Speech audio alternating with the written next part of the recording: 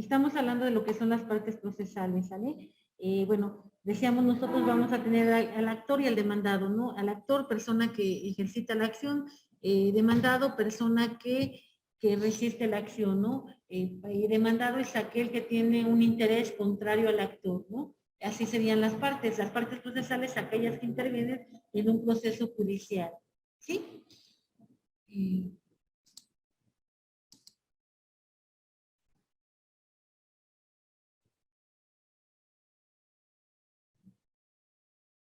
Perdón, estaba escupiendo, ¿verdad? No, adelante. Me vuelvo a poner la frase y la respondo. Okay.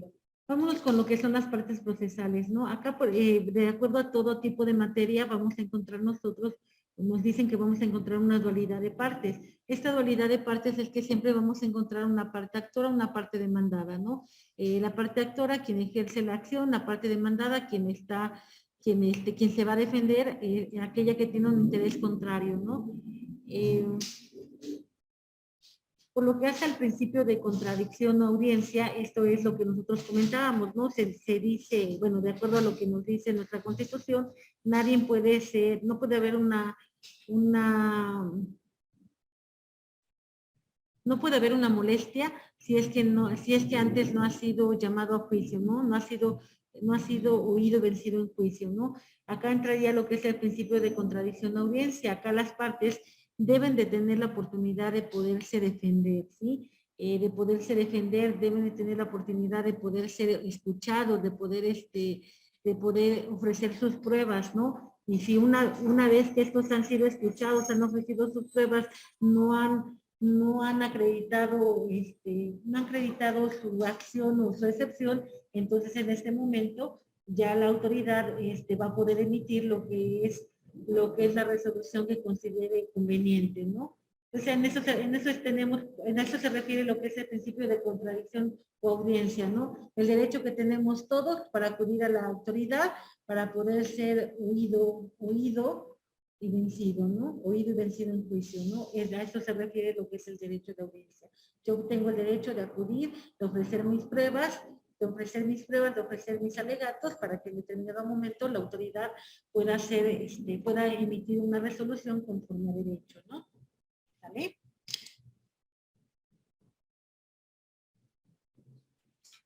Otro principio procesal que igual es aplicable a todas las materias es el principio de igualdad de partes, ¿no?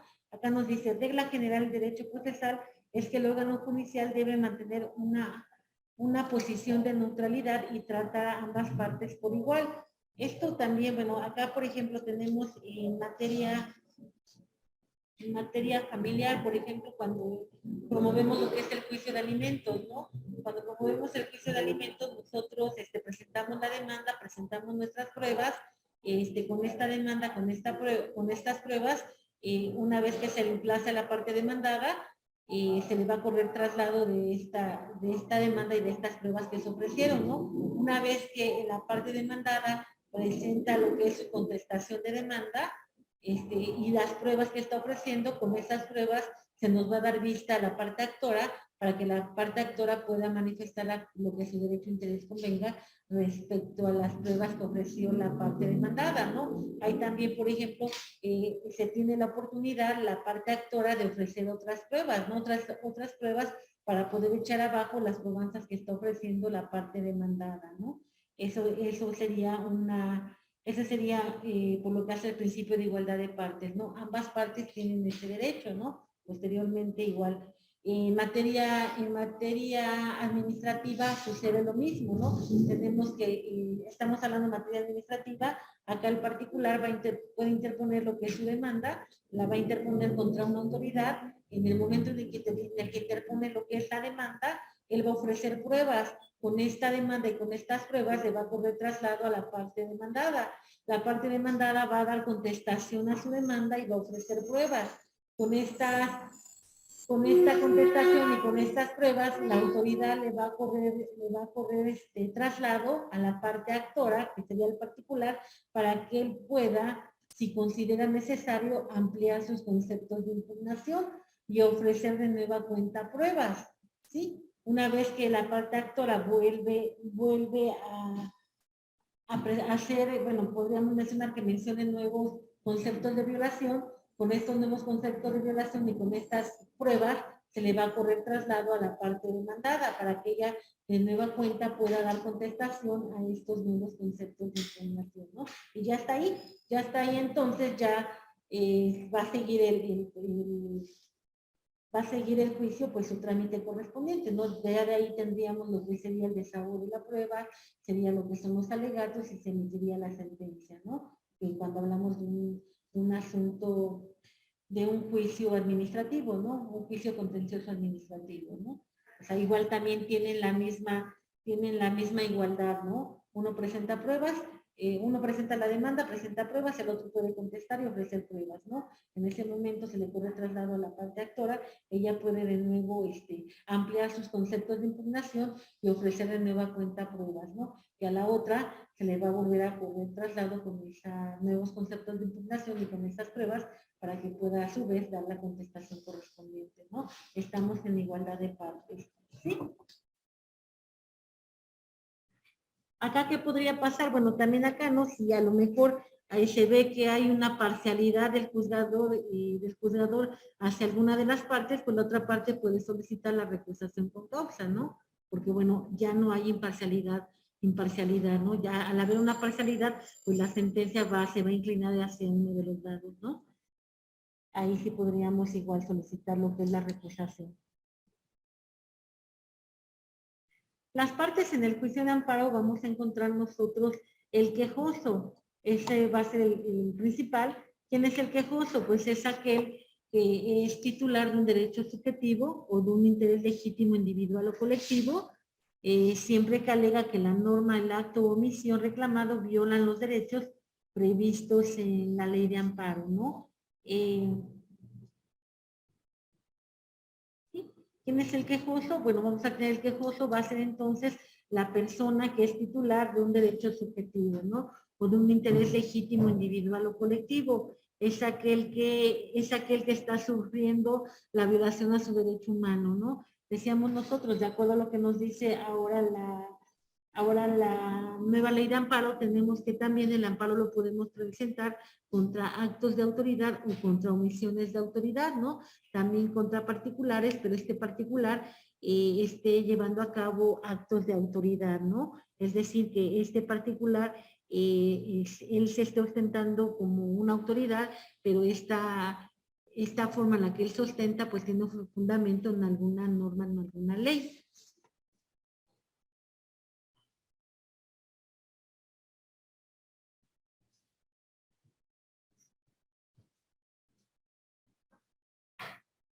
Poníamos como ejemplo, ¿no? En nuestra demanda de amparo, por lo que hace a la vacuna, ¿quién era la parte quejosa? Pues era el menor, ¿no? El menor a través de sus representantes legales, que serían los padres, ¿no? Al menor es al que se le está violentando su derecho de la salud, toda vez que no se le permite la vacunación, ¿no? ¿Ok?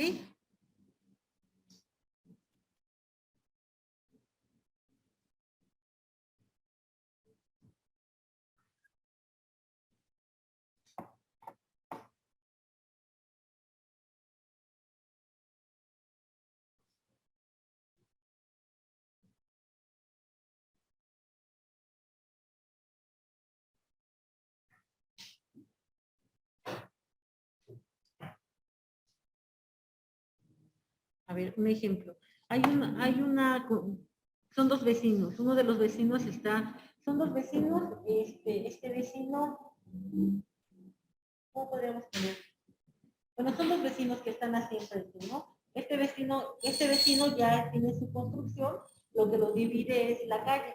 Este vecino ya tiene su construcción y tiene ventanas hacia la calle. Este vecino tenía el terreno baldío, está llevando a cabo su construcción y él también está dejando ventanas hacia la calle. El vecino A está reclamando, él considera que hay una violación a sus derechos, toda vez que al haber puesto ventanas el vecino B, le está violentando su derecho a la intimidad. Toda vez que se puede, desde su casa, se puede observar la casa del vecino A. El vecino B puede observar la casa del vecino B. ¿Ahí habría una violación a sus derechos? No. ¿No? no, no habría ninguna violación, ¿no? Dice un principio de derecho, ¿no? Tu derecho termina donde empieza mi derecho, ¿no? Ajá, y además, realmente, pues es una calle, ¿no? Cada quien puede construir como se le dé la gana, ¿no? Tú puedes hacer lo que quieras dentro de tu propiedad, ¿no? Y ellos están en su propiedad, entonces ahí no habría ninguna violación. Este vecino, el vecino A, está recolectando firmas. ¿Para qué podría recolectar firmas? De nada le va a servir, ¿no? Ok.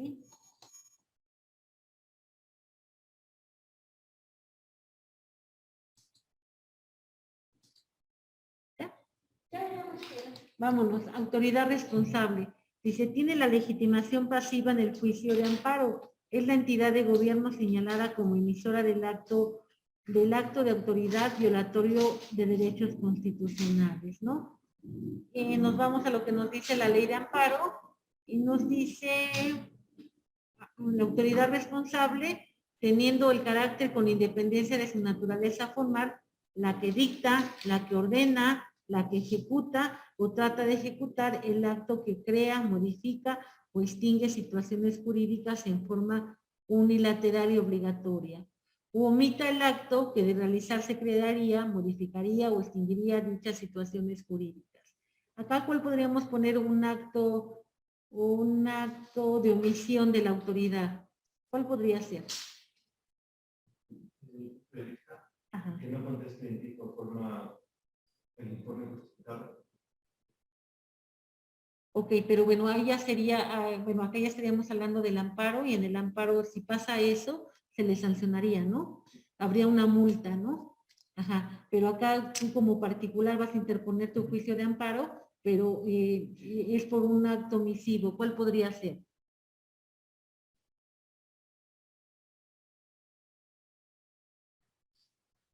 Bueno, también tomando lo que comentaba el compañero, ¿no? Si nosotros nos damos cuenta, en la mayoría de procedimientos, se le fija a la autoridad un término, ¿no? Por ejemplo, un término para emitir una resolución, ¿no? Igual ahí, ¿no? Si ya...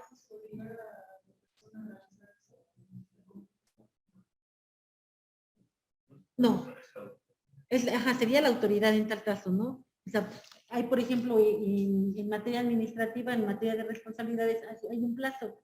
En tal plazo, la autoridad, una vez que ya agotó las etapas de su procedimiento, tiene un plazo para poder emitir la resolución. Vamos a suponer 40 días. Si en esos 40 días no lo emite, ahí ya podríamos promover un amparo, ¿no? Por una omisión. No está cumpliendo con lo que está marcado en la ley, ¿no? Otro ejemplo, ¿cuál podría ser? También a lo mejor presentamos un escrito, ¿no? Podría ser, presentamos un escrito solicitando copias certificadas, ¿no? Ya pasaron 2 meses y no me contesta, ¿no? Ahí también sería un acto de omisión, ¿no? Violación a mi derecho octavo, ¿no? O el derecho octavo, derecho de petición, ¿no? Una vez que yo presento un escrito, la autoridad tiene la obligación de responderlo en la forma, responderlo a la brevedad, ¿no? Bueno, ahí sería cuestión de interpretar brevedad, ¿no? Pero ya 30 días, pues ya es muchísimo, ¿no? Igual ahí nos iríamos a lo que nos marca el Código Civil, ¿no? Ahí nos marca términos, ¿no? Nos dice que una vez que se presenta la promoción, a los 3 días se tiene que emitir el acuerdo, ¿no? Ya pasó en exceso, ¿no? Ok, esa sería una omisión, ¿no? Ahora bien, por un acto de autoridad, nos dice, en el que dicta, ordena o ejecuta. En el que dicta, ¿cuál podría ser?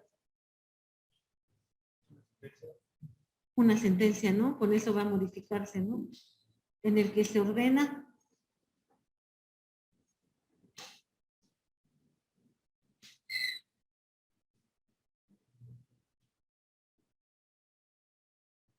Acá, por ejemplo, en la que ordena podría ser una orden de aprehensión, ¿no? Una orden de aprehensión, quien la dicta es el juez, ¿no? Y quien ejecuta es otra autoridad, ¿no? Que serían los ministeriales, ¿no? Ajá, ordena y ejecutora, ¿no? Ok. Nos dice también, para los efectos de esta ley, los particulares tendrán la calidad de autoridad responsable cuando realicen actos equivalentes a los de autoridad que afecten derechos en los términos de esta fracción y cuyas funciones estén determinadas por una norma general. Acá ¿qué ejemplo podríamos poner?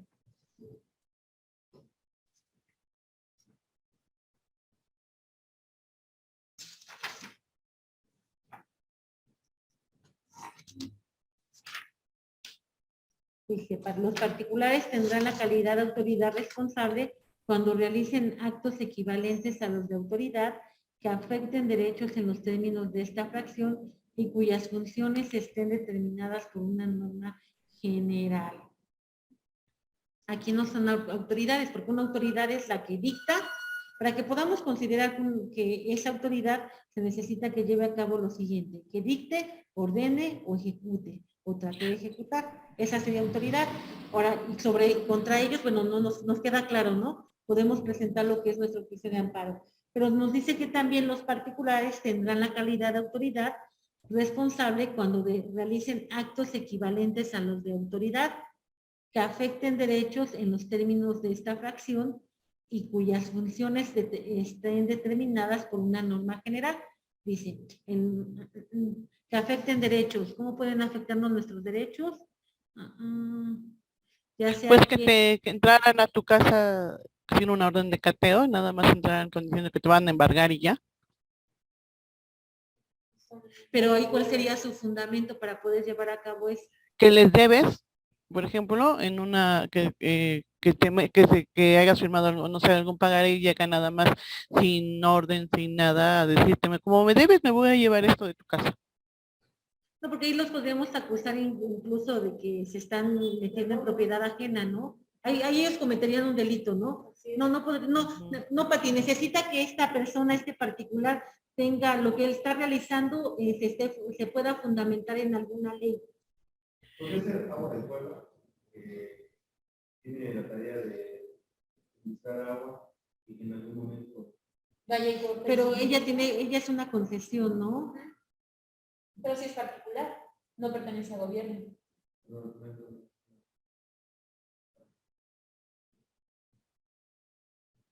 Y lo que realiza nos puede modificar nuestros derechos, ¿no? Sí, podría ser. Aunque ahí, bueno, déjenme checar ahí bien, porque yo diría que entraría como autoridad, ¿no? Pero como es una concesión, no pierde ya el derecho como autoridad. Ajá, si es concesión ya sería particular, ¿no? Sí. Ajá. En el que se le delega el derecho. Ajá, y hay una ley, ¿no? Ahí existe el decreto, ¿no? Sí. Ajá, debe de haber una, ajá. Ajá, porque la autoridad sería entonces, ¿cómo se llama? Bueno, está Agua de Puebla, pero la otra autoridad, ¿cómo se llama? SOAPAP, ¿no? Esa sería la autoridad, ¿no? SOAPAP. Ajá. Sí, incluso ahí dice, ¿no? Sí, tienes razón, es un particular, ¿no? ¿Qué otro ejemplo podríamos poner? Tiene que tener un fundamento en alguna ley para que pueda realizar esa situación.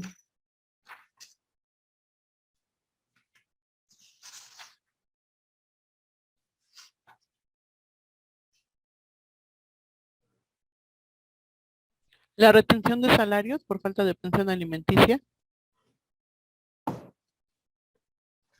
Pero ¿y quién va a retener? El patrón. No, porque ahí él está recibiendo una orden, ¿no? Ahí es una orden de más arriba, ¿no? Sí, viene si no cumple con lo que está señalado, entonces lo van a multar, ¿no? Igual también es responsable solidariamente del deudor alimentario, ¿no? Pero ahí se emite directamente un juez. Sí.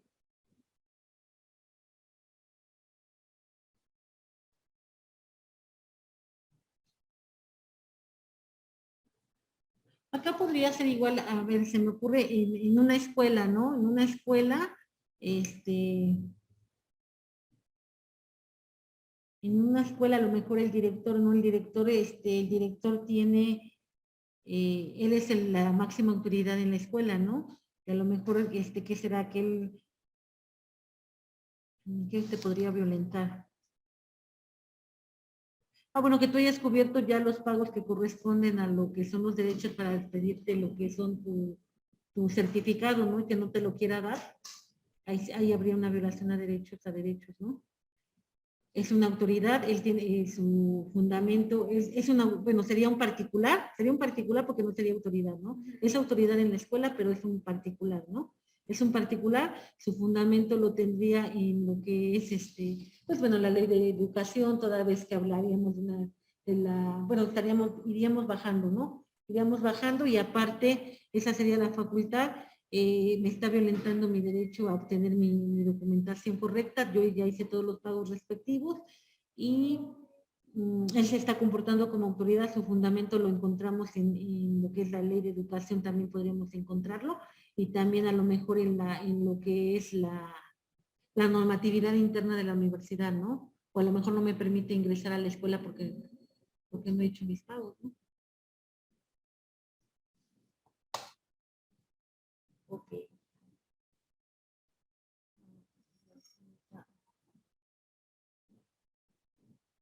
Acá está. Autoridad para los efectos del juicio de amparo.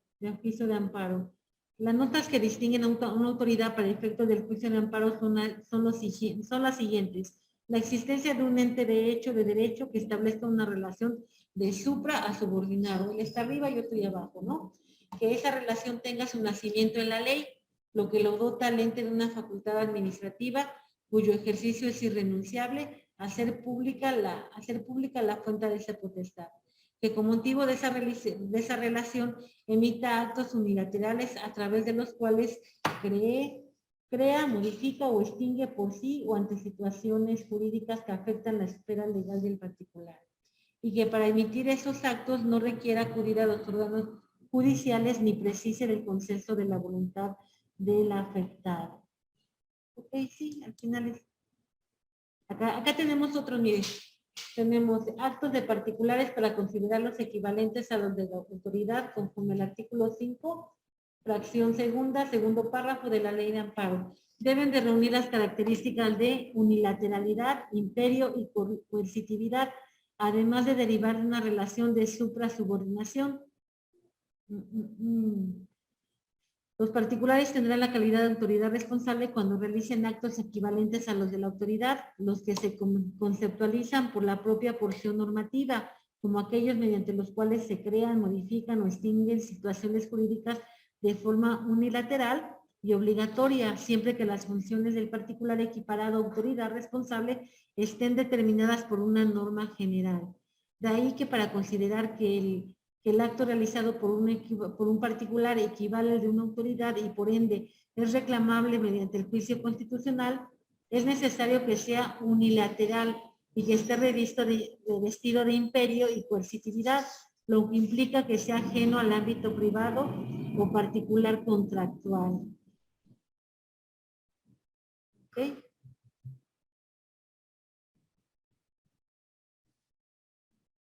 Igual son, dice, en consecuencia, para los actos de particulares pueden ser considerados equivalentes a los de autoridad, deben reunir las características de unilateralidad, imperio y coercitividad, además de derivar una relación de supra-subordinación.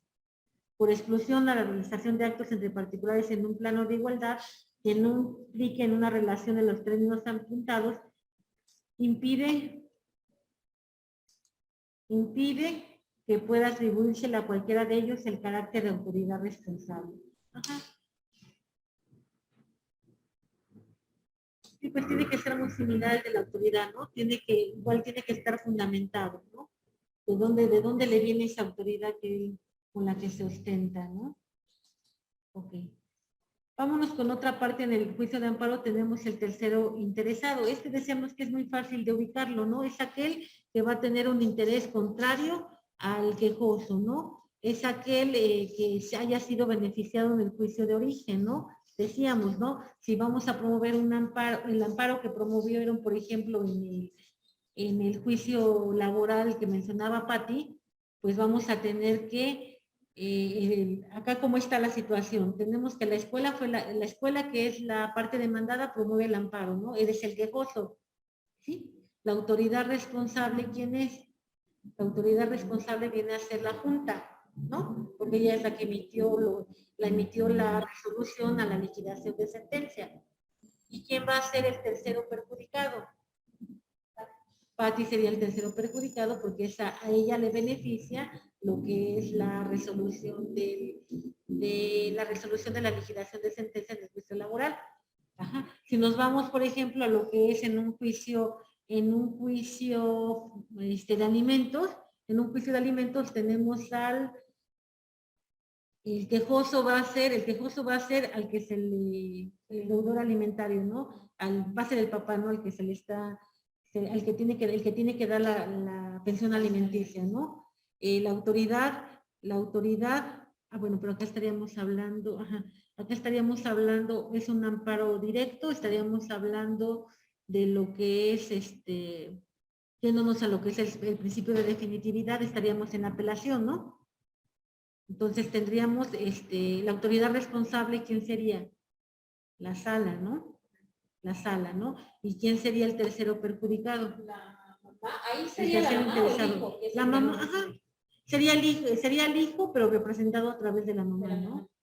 O igual también, bueno, podría ser el hijo representado por la mamá y también podría ser la mamá, porque a lo mejor también la mamá solicitó pensión alimenticia, ¿no? ¿Ok? Bueno, nos dice entonces, el tercero interesado puede tener carácter la persona que haya gestionado el acto reclamado o que tenga interés en que subsista. La contraparte del quejoso, cuando el acto reclamado emane de un juicio o controversia del orden judicial, administrativo, agrario o del trabajo. Tratándose de persona extraña al procedimiento, la que tenga interés contrario al del quejoso. La víctima del delito o ofendido, o quien tenga derecho a la reparación del daño, a reclamar la responsabilidad civil, cuando el acto reclamado emane de un juicio del orden penal que afecte de manera directa esa reparación o responsabilidad.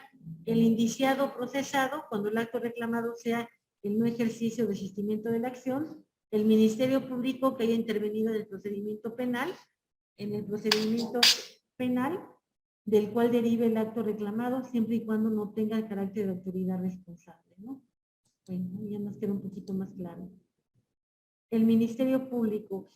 Otra parte que vamos a encontrar va a ser el Ministerio Público. Forma parte del juicio de amparo, pero no dentro del principio de dualidad. Es coadyuvante del juez que representa los intereses de la sociedad. El juicio de amparo admite la suspensión del acto reclamado, donde el juez, para poder otorgarla, debe cerciorarse de que no contraviene al orden público y al interés social.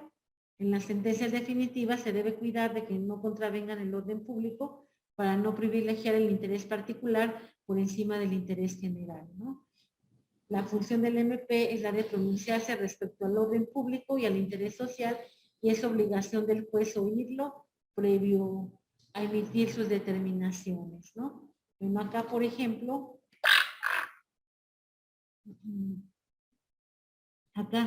nos dicen, las sentencias definitivas se debe cuidar que no contravenga el orden público para no privilegiar el interés particular por encima del interés general. Acá, por ejemplo, cuando hablando de lo que es el amparo para los menores, para la aplicación de la vacuna, decíamos que se estuvo negando el amparo porque se decían que se estaba contraviniendo al orden público, toda vez que hay una política de vacunación y de acuerdo a la política de vacunación, ahí está establecido que se va a ir vacunando a la población de acuerdo como ya está establecido, ¿no? Que como está establecido, ¿no? Entonces, en el momento en el que se suponía que se ordenaba que se aplicara la vacuna a un menor, esa vacuna que ya estaba destinada para alguno de los sectores que están en el Plan Nacional de Vacunación, a esa persona ya no se le iba a aplicar la vacuna, ¿no? Entonces se estaba contraviniendo al orden público y al interés social, beneficiando solamente a una minoría, ¿no? Y bueno, y como sabemos, ¿qué es lo que va a prevalecer siempre? El interés general, ¿no? Entonces, por eso era que se negaba la vacuna, ¿no? Pero bueno, ya después de ahí, de todas las interpretaciones que se fueron haciendo, pues ya tenemos como consecuencia la última, ¿no? Pero de una u otra forma, igual también se está afectando el derecho humano a la salud del menor. Y bueno, de acuerdo a lo que dice la jurisprudencia, pues tiene que estar primero también el interés del menor, ¿no? Entonces de ahí que ya se otorga la suspensión, ¿no?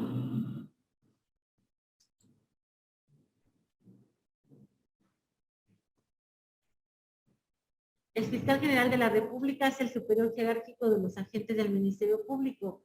Él tiene intervención en el juicio de amparo en dos supuestos establecidos en la Ley Orgánica de la Fiscalía General de la República, para intervenir en las acciones de inconstitucionalidad o controversias constitucionales y las demás que señalen otras disposiciones aplicables. En esa situación, bueno, va a intervenir lo que es el fiscal en lugar del Ministerio Público, ¿no? Ok, estas serían entonces las partes en el juicio de amparo. Muy bien.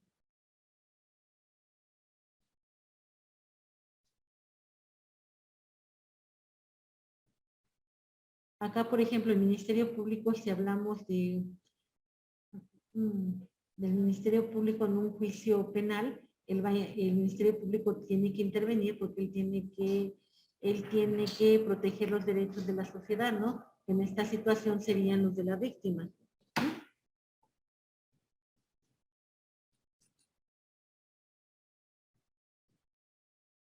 ¿Ok? Bueno, tenemos en la plataforma, vamos a tener que hacer lo que son los amparos. Bueno, vamos a empezar a hacer lo que es un amparo, ¿les parece? No sé si ya checaron, tienen ahí como dos formatos, me parece, ¿no? Para que podamos promover un amparo. ¿Ya no consiguieron el acta de nacimiento? Sobra. Yo veo que son grandes los niños, ¿no? Ya no. Tú no tienes alguien. ¿Tú, Abraham, no tienes alguien para promover nuestro amparo? Debe ser menor, ¿verdad? Ajá. Menor de 12, no de 12 para que lo... No, pues lo promovemos. Lo que queremos es que entre la demanda, ¿no? Para ver cuál es el criterio, porque si nos los niegan, vamos a promover queja. Si nos niegan la suspensión definitiva, bueno, cualquier suspensión, promovemos lo que es la queja. Pues ya ahí ya está bien. ¿Es el niño del niño? ¿Que sea menor? ¿Te puedo mandar foto? Tiene que ser la original. Necesitamos la original. Pero ves que ya se puede sacar, ¿no? Se puede sacar por de forma electrónica. Porque la tenemos que anexar. Nos quedamos hasta aquí, compañeros. Nos escuchamos en la siguiente clase. Si pueden conseguir el acta de nacimiento, compañeros. Hola, Miss, buen día. Muy bien. Pati, ¿pudiste checar la jurisprudencia? ¿La encontraste? No. ¿La que subió? Ajá. La que nos subió para leer, sí, la leímos. Bueno, sí. ¿Sí? Ok. Que tenía todos los antecedentes, inclusive de otros países, de por qué se tenía que aplicar el por qué sí se tendría que aplicar la vacuna. Ajá. Ok. Bueno, lo último que dejamos en la clase pasada era lo de la suspensión, ¿no? La suspensión del acto reclamado, era la suspensión de plano, me parece, ¿no? El por qué si nos concedían la suspensión, y tal y como decía Pati, ¿no? Nos mencionaban los estudios que se han realizado en otros países, incluso también el estudio que se ha realizado acá en México, ¿no? En donde dice que sí es factible esa vacuna para los menores de 2 a 12 años, ¿no? Y bueno, y ahí también, por lo que hace ese estudio, también nos hace mención, no se hace la diferencia de que solamente para aquellos menores que tengan comorbidad, ¿verdad? Bueno, salvo lo que ustedes opinen, ¿les parece bien si checamos la jurisprudencia la que les decía, que donde dice que no importa si tiene comorbidad o no el menor, pero se les debe de aplicar lo que es la vacuna? ¿La checamos, compañeros, rápido? Ok, oiga, Miss, una duda, nada más para que quede así como muy claro. Cuando se trata del amparo, cuando tú tratas de dar el amparo como tal o ¿cómo se puede decir? O exponerlo, ¿qué es lo que no debes poner? O sea, ¿qué es lo que no tienes que decirte? Porque es lo que estuve checando en algunos amparos, que inclusive que a mi punto de vista estaban mal. Reconocer que estabas mal tú, o sea, es lo que por ningún motivo lo tienes que poner justificando pero con una, o sea, por ejemplo, que tú hubieras puesto en el amparo que redactamos, quiero que le pongan la vacuna a extensas de que sé que en algunas personas ha tenido reacciones adversas. Eso obviamente por ningún motivo lo tendríamos que poner, ¿o sí? No. Ok, sí, sí, sí. Bueno, acá cuando nosotros interponemos un amparo, lo esencial es que tenemos que hacer mención de que hay una violación a nuestros derechos humanos, ¿no? Eso es importante. Si no hay una violación a tu derecho humano, pues no puedes interponer el amparo, ¿no? Entonces, primero nos vamos con, tenemos que mencionar, por ejemplo, acá mencionábamos el artículo 14, ¿no? El artículo, perdón, el artículo 4, ¿no? Pues donde nos menciona lo que es el derecho de la salud, ¿no? Siempre nos vamos primero al derecho humano, hay que mencionar el derecho humano, también estábamos mencionando acá lo que era violación, bueno, había una, nos estaban atacando, nos estaban discriminando, ¿no? Por ser menor de edad no quieren aplicar la vacuna, ¿no? Igual también es bueno, la ley nos dice, ¿no? Que no debe de existir discriminación, ¿no? Entonces también ahí hay una violación a un derecho humano. O sea, primero nos vamos con los derechos humanos y luego ya nos vamos con las leyes federales y luego nos iríamos con las leyes locales, ¿no? Pero lo primero que tenemos que mencionar siempre, hay una violación a un derecho humano, para que nosotros podamos interponer un amparo. Aunque sea de otra índole, profesora. Sí, no importa. Por ejemplo, si vamos a hablar de materia civil, pues yo mencionaría ahí, por ejemplo, hubo violación al procedimiento, ¿no? Me voy a lo que me diga el artículo 14, artículo 16, ¿no? Donde nos habla de las formalidades del procedimiento, en donde nos dice que la autoridad solamente, perdón, la autoridad solamente puede hacer aquello que la ley le permite, ¿no? Sí, ahí ya hay una violación a mi derecho humano de debido proceso, ¿no? El juez que hizo, el juez me dictó una sentencia y esta sentencia no está ajustada a los principios que menciona la ley, ¿no? No fui llamado a juicio, igual en la Constitución tendríamos que checar en qué artículo está, en el 14, en el 16, menciona que para que a mí se pueda llevar a cabo un acto de molestia, primero tengo que ser oído y vencido en juicio, ¿no? Yo no fui llamado a juicio. Oiga, Miss, ¿se acuerda Mande. que le comenté que de mi compañera, ella ya había salido su laudo? Ajá. Ella, bueno, la escuela se amparó cuando salió el laudo, pero no se amparó por la cantidad ni nada. Estuvimos leyendo el amparo y únicamente, o sea, yo sentí y el abogado que está llevando los casos sintió que estaba, bueno, él dijo que ya que estaba mal, porque ellos no se ampararon con la cantidad, no se ampararon nada, sino que dijeron que porque el juez determinó esa resolución. Ese fue su amparo. O sea, dijeron, ¿pero por qué? O sea, sí la corrí, pero fue por esto y esto y esto más.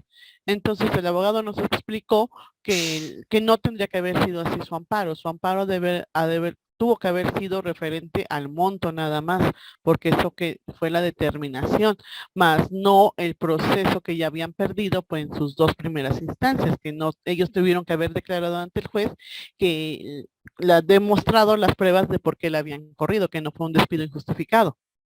Ajá. Pero en este caso se ampararon, o sea, se ampararon no contra la cantidad, sino contra la resolución, que porque textual decía el amparo que porque el juez había tomado esa determinación. Ese era su amparo. Ajá, a lo mejor él está alegando, es que acá tendría que haber abarcado todo, ¿no? Primero, bueno, yo sí me hubiera ido el amparo contra la resolución haciendo alusión de que realmente no quedó, de que realmente no se valoraron mis pruebas y yo acredité que el despido era justificado, ¿no? Y aparte de eso, bueno, ese sería un concepto de violación y otro concepto yo me hubiera ido como lo que comentaba el abogado, ¿no? Más aparte el cálculo que se está realizando está mal realizado toda vez que se están tomando prestaciones que no corresponden, ¿no? Prestaciones que no... Exacto. Ajá. O sea, yo me iría por los dos y así me amarro mi dedo, ¿no? Me amarro el dedo, pues a ver cuál de las dos me pega, ¿no? Ajá. Sí, bueno, afortunadamente para mi compañera y desafortunadamente para ellos, pero el laudo, bueno, digo que está medio raro ahí porque ya inclusive tenían la orden de ejecución y había salido ya una orden de embargo, porque estaban en su completa Entonces rebeldía. Entonces realmente ya estaban ustedes en la etapa de ejecución, o sea, ya el laudo Ya, ya se ya estábamos, ya, ajá, ya se había salido, ya se iba a ejecutar, ya el día que mi compañera fue, le dijeron que estaban en orden de rebeldía y que por lo consiguiente iban a dar una orden de ejecución porque iban a embargar, porque no habían tenido ninguna respuesta por parte de la escuela. Y pues ahí obviamente hubo chanchullo porque curiosamente eso nos dicen, le dijeron a ella como a las 10 de la mañana, 11 de la mañana y luego dijeron, no, no, no, no salió. De que 8 días igual, dijo la presidenta de ahí de la mesa uno. Y, y curiosamente el amparo supuestamente de ellos entró a las 2 de la tarde y ya no se pudo hacer la orden de embargo. Y en la orden de el amparo que metieron, o sea, estuvo, ya tenían la orden de ejecución y no salió así, sino el amparo salió porque pues, preguntando que por qué el juez había determinado esa ejecución, esa sentencia. pero pues ya estamos en Ah, esa etapa, ¿no? O sea, ya sí, todo o sea, el abogado nos está muy explicó, absurdo. Sí, exacto, así nos dijo el abogado, o sea, sabes que están, no sé qué les pasa, o sea, no sé si lo único que querían era ganar tiempo, o sea, porque no tengan la cantidad, pero pues yo me hubiera ido, si nos explico, nos hubiera ido a la resolutiva de que la cantidad es exagerada, porque se le están reconociendo eso, pero como ellos nunca fueron a ninguna instancia, o sea, ellos perdieron el juicio porque no se presentaron a ninguna, o sea, nunca, la escuela nunca llegó a ninguna instancia, no declaró nada ni nada, nada, a ninguna. Entonces, por eso salió mucho más rápido el laudo y obviamente pero ahorita metieron el amparo, está como que le dieron otras, creo que 15 días, y ahorita supuestamente están peleando el abogado para la orden de ejecución, después de que tengan que llevar, me parece que el amparo a los colegiados, al colegiado, Ujú. Sí, el para colegiado. ajá, para que le digan qué va a pasar con ese amparo, que obviamente, a reserva de lo que nos diga el abogado, pues estaba mal planteado.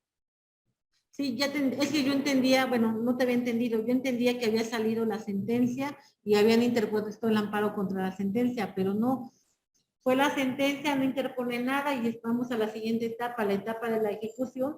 Ahí se presentó la planilla de liquidación, en donde ya se pone ya en números cuánto es lo que tiene que pagarle al trabajador.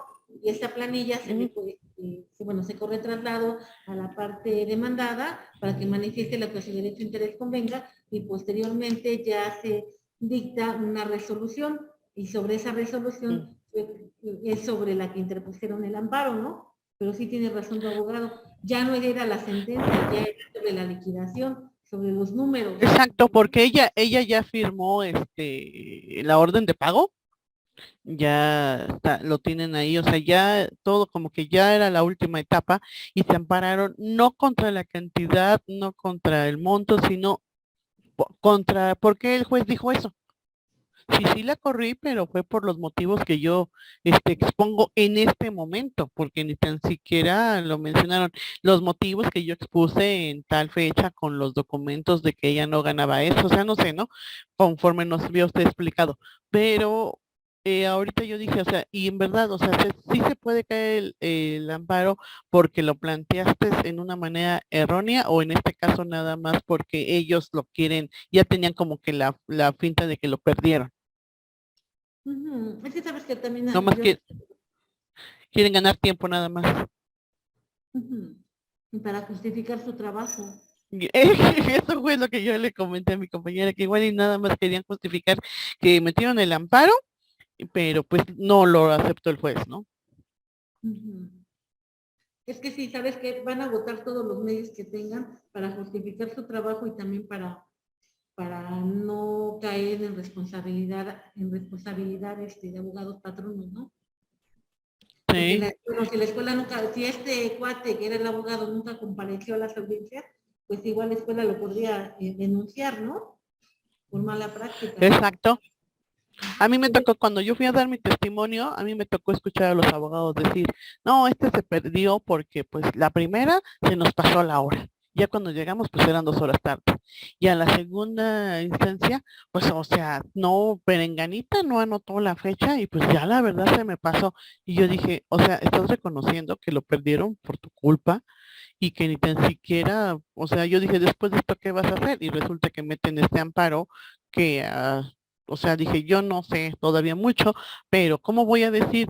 Sí la corrí, o sea, todavía de todo lo vuelvo a reconocer, sí la corrí, pero por las circunstancias que expongo en este momento. O sea, ya no, como que a mí se me hizo, pues ya no es hora de que tú digas Ya no, por qué la corriste, ¿no? Ni lo expongas como tal. sí, ya no era el momento procesal oportuno, ¿no? Ya se le pasó. Es que muchas veces pasa eso, ¿eh? Quién sabe, se duermen los abogados y quieren hacer valer cosas que tenían que haber hecho valer en el juicio, ¿no? Y no en ejecución de Ajá, sentencia. exacto. Porque yo me lo planteé que ahorita, si aquí en la jurisprudencia hubieran contestado que no era viable a los niños por razones, o sea, que se hubiese negado el amparo, pues ponen las razones por las que no, o sea, en este caso porque hubo, así como decía el amparo, ¿no? En tal país los niños presentaron estas condiciones, esto y el otro, y el otro, y el otro, todavía no existe un fundamento para que el niño tenga una buena reacción, pues a mí se me hacía como que lógico, ¿no? Que nos contestaran eso. Pero cuando el amparo te contesta o tú contestas el amparo de una manera completamente errónea, pues ya como que ni tú mismo ya sabes, bueno, más bien tú mismo sabes que lo estás perdiendo, ¿no? Ujú. Sí, nada más a veces para justificar que él agotó todas las etapas y el juicio lo perdió por criterio de autoridad, ¿no? No porque él no Ajá. haya demostrado. Y ahorita que ahí también dice en el amparo de los tribunales colegiados del circuito, ahorita qué procedía cuando ya te hacen un amparo así, o sea, ¿para qué lo llevan allá? Ah, porque vamos por jerarquía, compañera. Entonces ahorita Ah, ok. estamos en la ejecución de en ejecución le correspondería entonces al tribunal colegiado resolver. Ujú.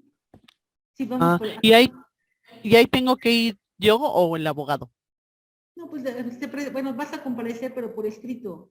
Vas a Ah, manifestar ya. lo que a tu derecho e interés convenga. Que era acá tú te Ah, conviertes en el tercero interesado, ¿no? Entonces acá tú vas a tener que mencionar, apoyar la resolución, ¿no? De que estuvo bien dictada, las cantidades son correctas, ¿no? ajá. Ah. Sí, Ajá, porque acá al final todos los argumentos es para apoyar la determinación de la autoridad. ah, ya, ok, ok. Gracias, Miss, perdón, pero tenía esa duda del otro amparo. No, sí, está bien, al final es más de nuestra materia. Bueno, tenemos acá en la pantalla lo que es una jurisprudencia, era la que les comentaba, es la única jurisprudencia que hay por lo que hace a los menores, a lo de la aplicación de los menores. Decíamos que en el año pasado hubo reformas a lo que es el Poder Judicial de la Federación. Por ejemplo, ahora ya no se llama jurisprudencia, ahora el nombre correcto son precedentes. ¿Sí? Antes eran jurisprudencia, pero ahora ya no, ahora son precedentes. ¿Sí? Precedentes por contradicción o precedentes por reiteración. ¿Vale? Bueno, tenemos acá nuestra jurisprudencia, acá nos dice, este es el registro digital, acá tenemos de dónde la fuente, de qué materia es común, tipo jurisprudencia. ¿Les parece bien si lo leemos rapidísimo para que tengamos una idea clara y podamos comentar al respecto? ¿Qué les parece? Miss, ¿Quién empieza? Tenemos es 1, 2, 3, 4. Son 5 párrafos. ¿Quién nos ayuda? Para que no se canse uno. Ajá. Empezamos con el rubro, ¿les parece?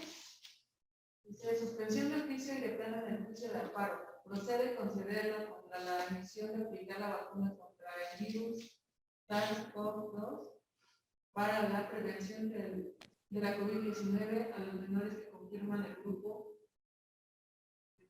etario de 5 a 11 años, al advertirse que compromete su vida e integridad personal, privilegiando el interés superior del menor de edad y el derecho a la salud contenidos en el artículo 4 constitucional.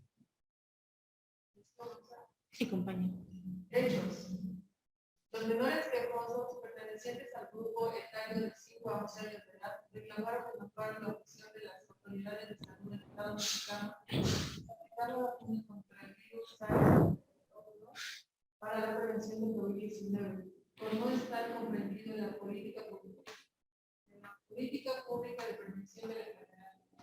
mediante la aplicación de alguna de las vacunas disponibles, lo que les mantiene en riesgo de contacto y de afectación, que por su gravedad puede afectar no solo su salud, sino su vida y integridad física, por las severas secuelas que pueden ocasionar.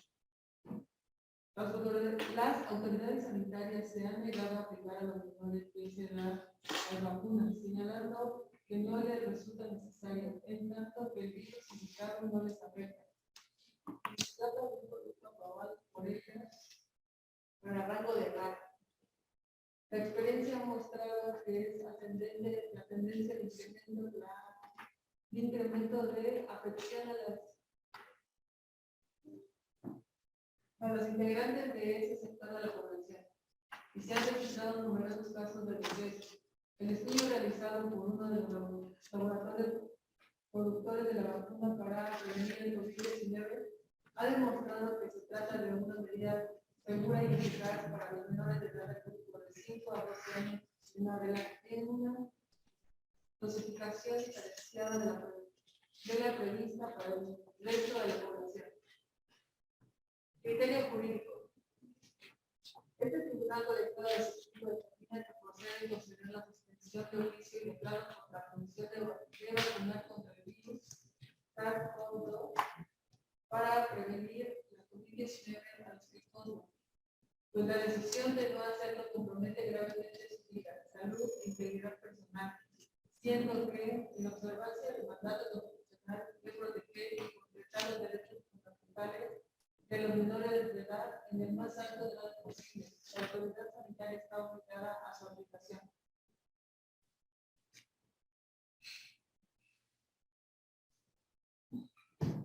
Justificación. En términos del artículo 125 de la ley en aplicación del principio pro persona, la suspensión debe concederse de oficio y de plano, entre otros casos, contra actos que importen peligro de privación de la vida. Dentro de los que se consideran los actos reclamados que niegan a los menores quejosos el acceso a la vacuna contra COVID-19. Es un hecho notorio de esta enfermedad causante de la epidemia mundial que actualmente acontece, puede tener efectos notables de la salud de los menores quejosos y provocarles daños irreparables o incluso la muerte. Entre las vacunas hasta ahora producidas, autorizadas para el uso de emergencia, la desarrollada por los laboratorios Pfizer y BioNTech, se ha considerado segura y eficaz para ser utilizada en el grupo de menores de 5 a 12 años. Y ese reconocimiento motivo que las autoridades sanitarias de otros países, destacadamente la Administración de Alimentos y Medicamentos de los Estados Unidos de América y la Agencia Europea del Medicamento,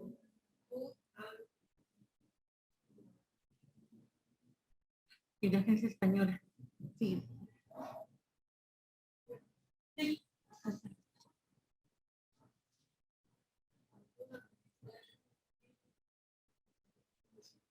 y la Agencia Española de Medicamentos y Productos Sanitarios ordenarán la inoculación de la población que se encuentra en ese rango etario. En México, las autoridades sanitarias no se han pronunciado al respecto por la atención del paciente con esa afección en los ámbitos público y privado. Opinión sobre la viabilidad del empleo de esa vacuna en nuestro país. Esos coincidieron en que se trata de una medida de protección utilizable a nivel global. Se considera que es un deber de las autoridades de salud velar por la mayor protección disponible en favor de los menores quejosos, lo que implica aplicarles la vacuna que se encuentra disponible con clasificación y bajo las condiciones que se han identificado como favorables al fin perseguido. En esta decisión converge tanto el interés superior del menor de edad como el derecho a la salud reconocida en el artículo 4 constitucional, cuyo contenido ordena a las autoridades garantizar el más alto nivel de salud por todos los medios apropiados hasta el máximo de los recursos que se dispongan, garantizando la práctica de todas las medidas necesarias para ello. las diversas opiniones científicas emitidas por autoridades expertas en materia de salud, tanto a nivel nacional como internacional, evidencian los serios riesgos y peligros de no administrar el biológico Pfizer BioNTech a menores que conforman el grupo etario de 5 a 11 años y en contrapartida, los riesgos y contradicciones son de mucho menor utilidad. La razonabilidad y conveniencia de aplicar la vacuna.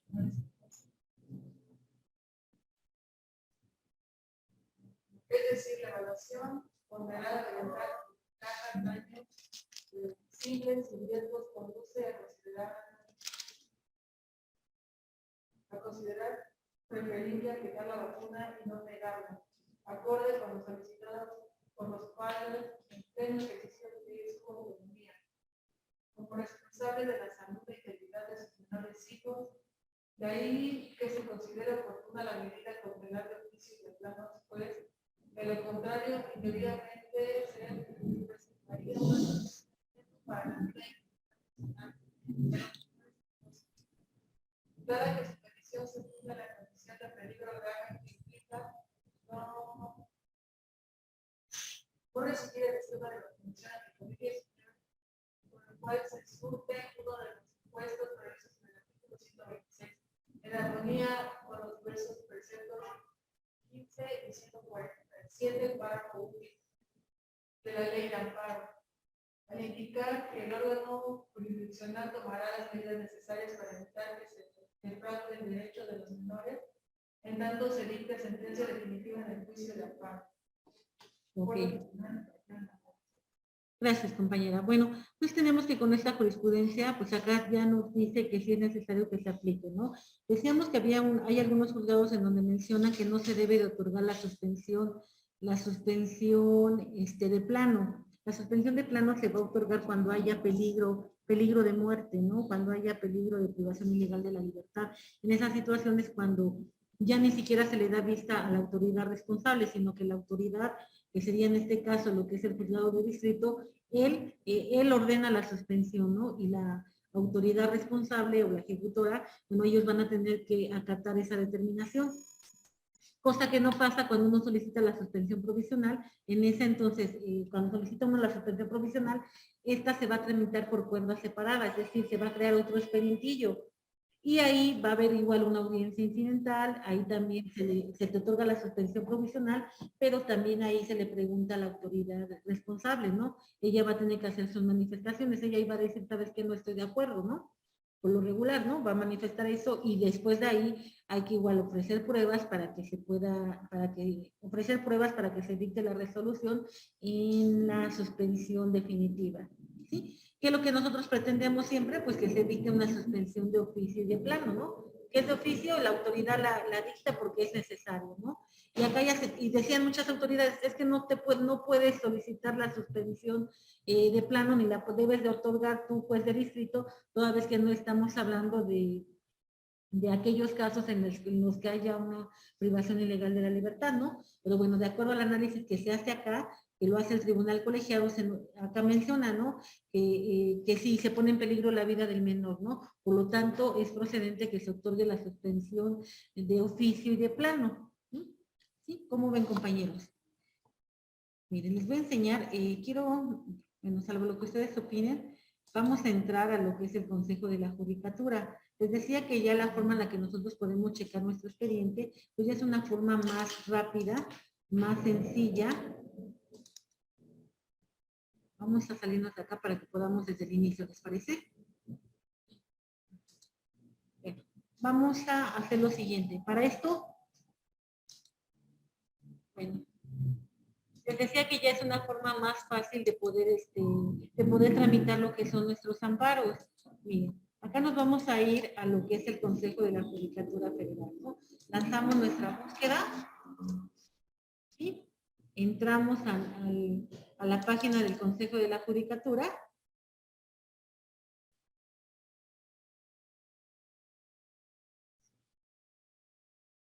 pero no sé si la están viendo los compañeros, ¿verdad? No la están viendo. Vale.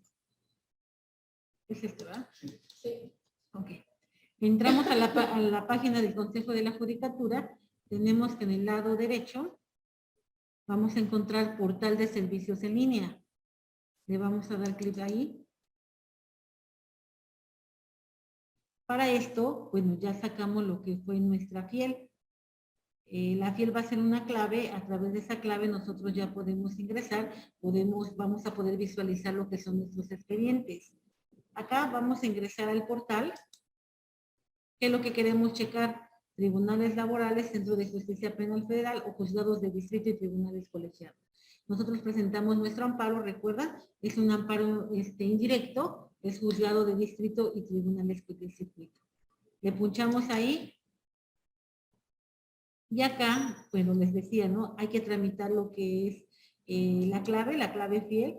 Vamos a entrar ahí con nuestro usuario y con la contraseña que nosotros ya establecimos.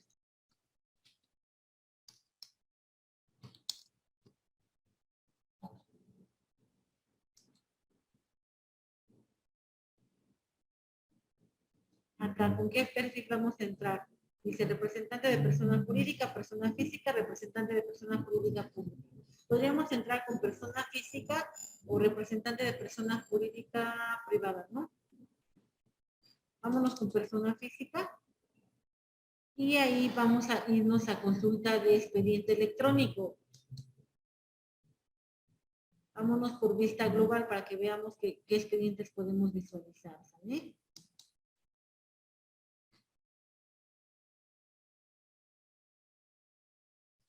Acá están los expedientes que tenemos. Vamos a irnos al amparo. ¿Sale? Por ejemplo, acá ya nos dice, nos dice qué expediente es, de qué materia, quién es la parte, cuál es el órgano jurisdiccional y qué tipo de asunto es. Y acá es donde vamos a nosotros ver nuestro expediente electrónico. Acá podríamos presentar nosotros una promoción de forma electrónica y no tendríamos que ir a oficialía. Acá vamos a checar nuestro expediente electrónico, ¿les parece? Sí. ¿Cuál vamos a ver? ¿Ok? Y esto es todo lo que hay en nuestro expediente. ¿Vale? ¿Ya vieron? Por ejemplo, acá, acá, este es el archivo esta es la promoción que nosotros presentamos. Es nuestra primera promoción, es lo del amparo. Ya está escaneado.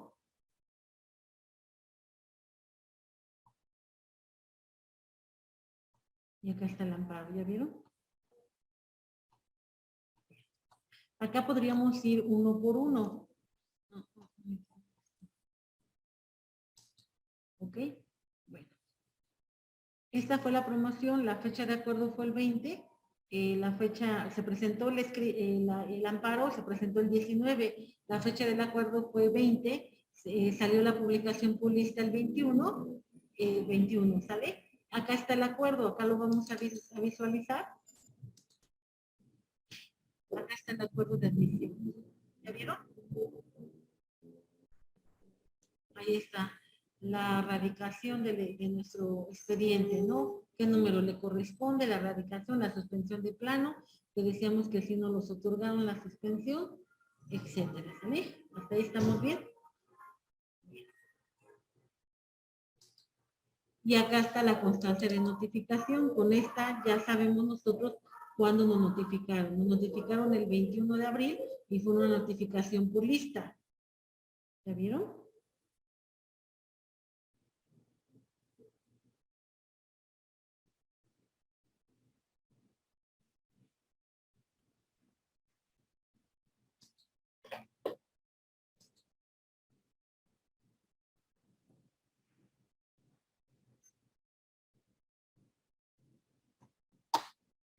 Acá, por ejemplo, en esta les comentaba de lo que era la coordinación de brigadas especiales del Estado de Puebla.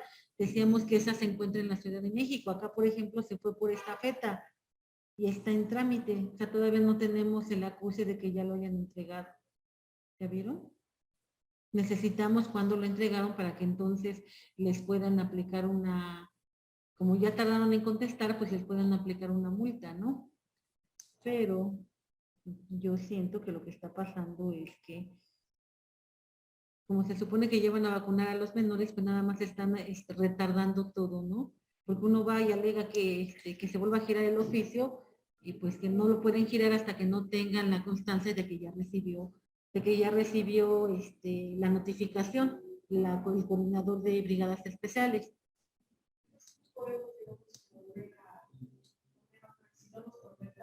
Es que no está la constancia, o sea, porque ven que les dan término, ¿no? Para que en el término de tantos días realicen la contestación, ¿no? Pero no está, ahorita, acá está, que ya lo enviaron, ¿no? Pero no, no está que ya lo haya recibido. Miren, la notificación fue por oficio. Y la única forma en la que tienen ellos para notificar es por oficio. Que ya de haber línea. Y acá vamos a ver lo que es nuestro expediente electrónico. Acá lo vamos a visualizar todo como si fuera una carpeta.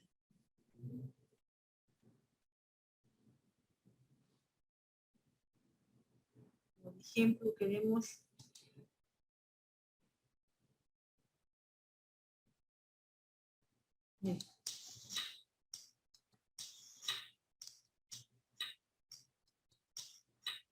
está todo nuestro expediente. Ya no necesitaríamos ir allá. ¿Ya vieron?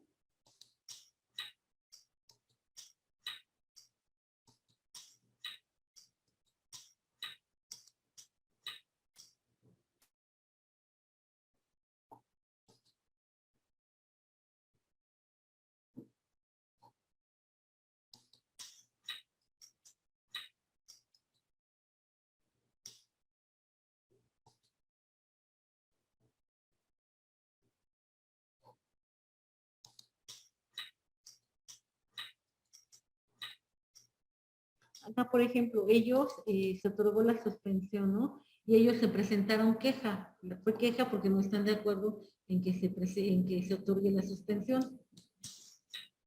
Acá está ya, o sea, ya no te lo notifican de forma física, sino ya de forma electrónica. Y ya de acá tú vas a checarlo para poderlo contestar. Lo puedes contestar igual de forma física o de forma electrónica. ¿Vale? Como ven, ya todo es más fácil, ¿no? Bueno, nada más era para que pudiéramos checar, ¿no?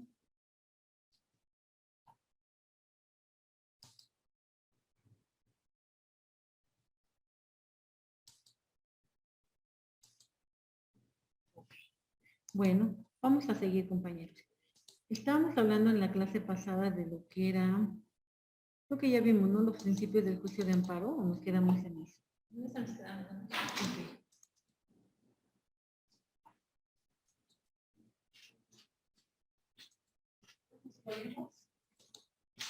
Instancia de parte libre. También ¿no? Ok. Bueno, estamos hablando dentro de los principios que van a regir el amparo, tenemos lo que es la instancia de parte agraviada. Acá nos dice que el amparo solamente se va a promover por la persona que esté afectada en sus derechos, ¿no? Decíamos en los derechos, sus derechos humanos, ¿no? Es el que va a promover el amparo. Es el que va a promover el amparo, o bien, si estamos hablando, pues, en este caso, de un menor de edad, quienes van a poder tener personalidad para promover el amparo, pues va a ser sus padres, ¿no? Sus padres o tutores. Tenemos que el juicio de amparo no puede ser iniciado de oficio. Tenemos que, su fundamento lo vamos a encontrar en el artículo 107 constitucional, fracción primera, ¿no? Tenemos también, por lo que hace este artículo, cuando estamos hablando de que sea un delito de privación ilegal de la libertad, en esa situación entonces va a haber un excluyente, ahí sí va a poder promover el amparo cualquier persona, ¿no? Acá podríamos hablar, a lo mejor nuestro cliente está privado de su libertad, en esa situación entonces el abogado tiene las facultades para poder interponer lo que es su juicio de amparo, ¿sí?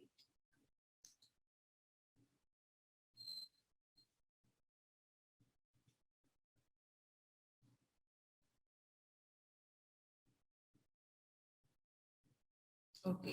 Acá nos dice existencia de agravio personal y directo. Esto tiene que ver mucho con lo que es la instancia de parte agraviada, ¿no?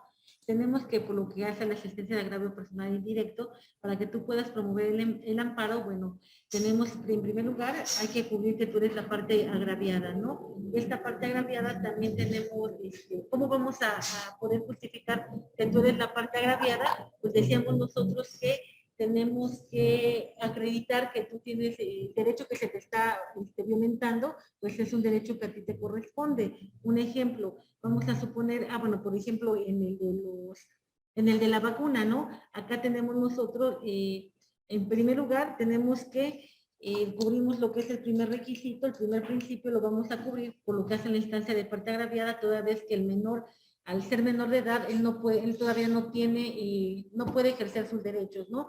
Quien los va a ejercer va a ser el padre. Ahora bien, acá, quien ejerce el padre, quien ejerce los derechos del menor es el padre, porque es un menor de edad, ¿no?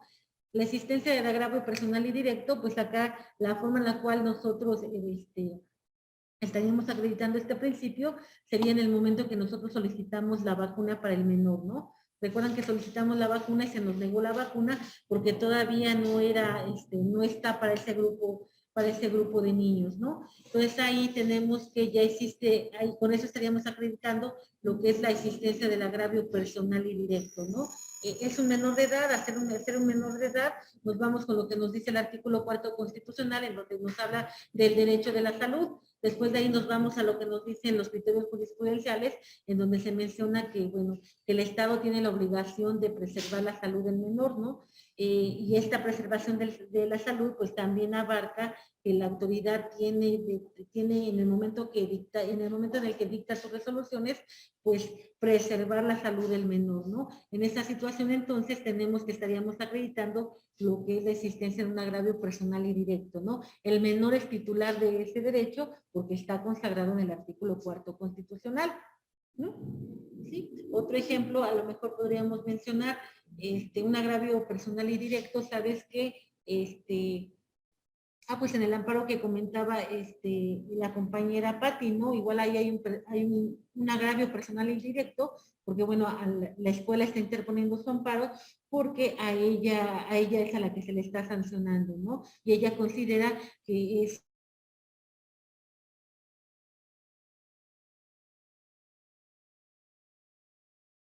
sentencia, pues no está debidamente. Se va el No audio. está haciendo bien el cálculo, ¿no? El cálculo correspondiente, ¿no? A lo mejor está reclamando prestaciones de más, prestaciones que no se contemplaron en el laudo correspondiente, ¿sí? Bueno, ahí también, ahí entonces existiría lo que es el agravio personal y directo, ¿sí?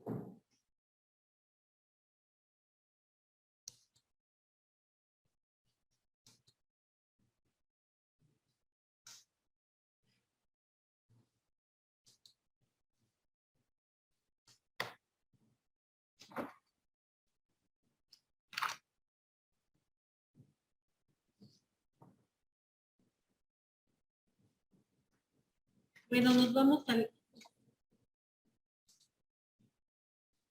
¿No se escucha? ¿Ya se escucha, compañeros? Uy, está muy... Es que se empezó, estaba como cortando pero al parecer ya se escucha.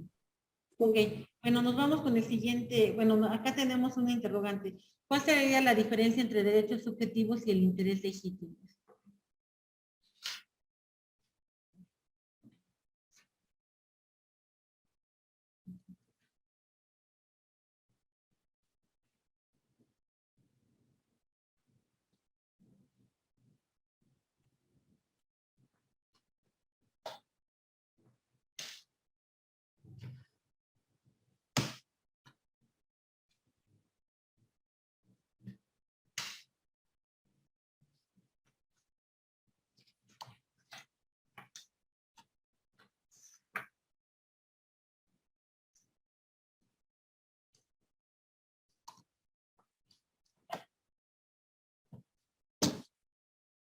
Ok, tenemos acá por lo que hace, nos pregunta acá cuál es la diferencia entre derechos subjetivos y el interés legítimo. Tenemos que a través del interés legítimo se va a permitir lo que es la defensa de los derechos colectivos, llamados también derechos difusos. Tenemos que son derechos de incidencia colectiva. Son intereses que se hacen valer de manera individual, aunque sus efectos tengan incidencia en toda la comunidad.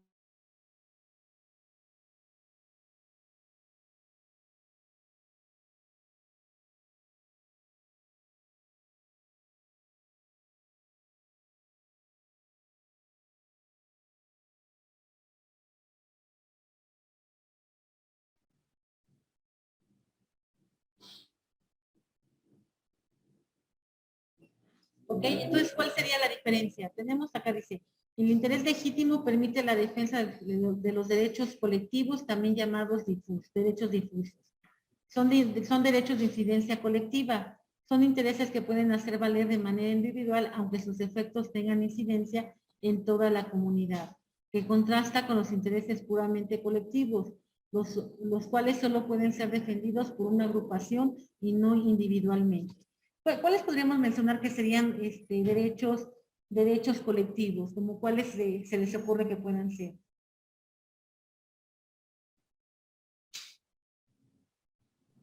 ¿Derecho a huelga? El derecho a huelga, ajá, el derecho a huelga, el derecho de poder formar un sindicato también podría ser, ¿no? Es un derecho que a mí me pertenece, pero también es un derecho de toda la comunidad, porque todos tenemos ese derecho, ¿no? Si estamos trabajando en una empresa, nosotros podemos formar nuestro sindicato, no hay ninguna limitante, ¿no? Bueno, las limitantes serían cumplir con los requisitos, ¿no? Pues nosotros podemos formar un sindicato a partir de 20 personas, ¿no? Ese sería un derecho colectivo, ¿no? Pues, igual como comentaba la compañera, derecho a huelga, ¿no? Si no nos quieren firmar lo que es nuestro contrato colectivo, bueno, nosotros tenemos ese derecho, nosotros nos podemos ir a huelga, si nosotros somos sindicato, ¿verdad? Porque decíamos nosotros, no podemos ir a huelga si solamente somos una persona, ¿no? No está permitido esa situación, ¿sí? Pero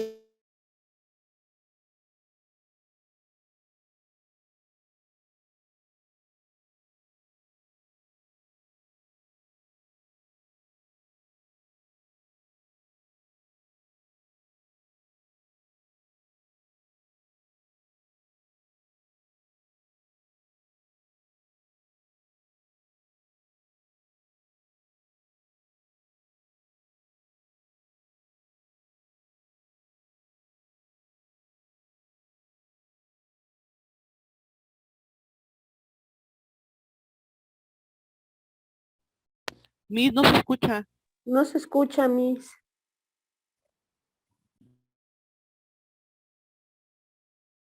Híjole.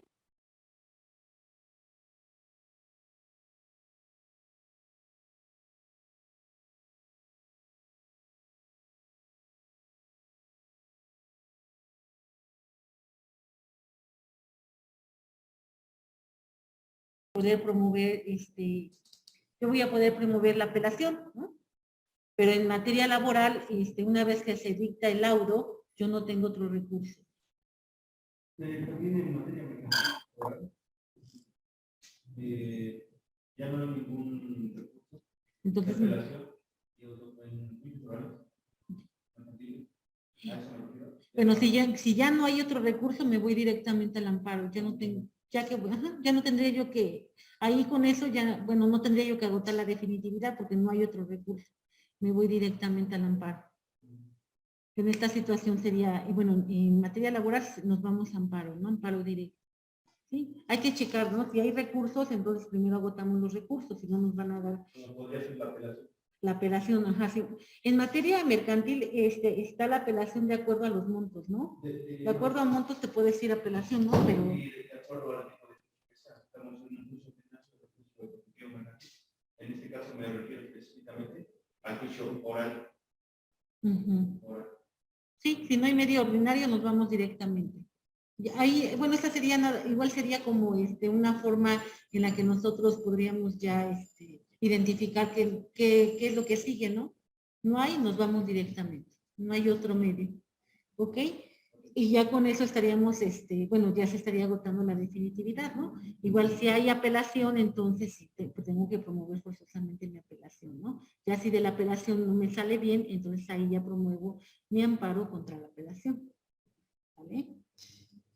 Tenemos que el juicio de amparo es la última instancia, ¿no? Tenemos que su fundamento lo vamos a encontrar en el artículo 107, fracción tercera. Bueno, también por lo que hace a los amparos directos, nosotros vamos a poder promover lo que es el recurso de revisión, pero acá nos dice siempre y cuando se afecten normas constitucionales, ¿no? Si hay una afectación a una norma constitucional, entonces en amparo directo tú puedes promover recurso de revisión. Y ese recurso de revisión va a conocerlo la Suprema Corte de Justicia, ¿no? ¿Sale?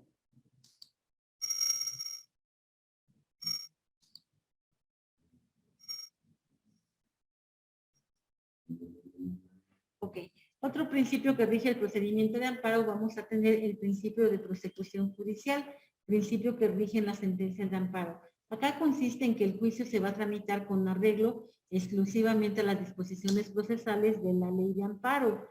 Y solo en caso de que sea omisa o insuficiente, acá por supletoriedad se va a aplicar lo que es el Código Federal de Procedimientos Civiles o los principios generales del derecho. Así está establecido en el artículo 2 de la ley de amparo. ¿Alguien tendrá a la mano la ley de amparo?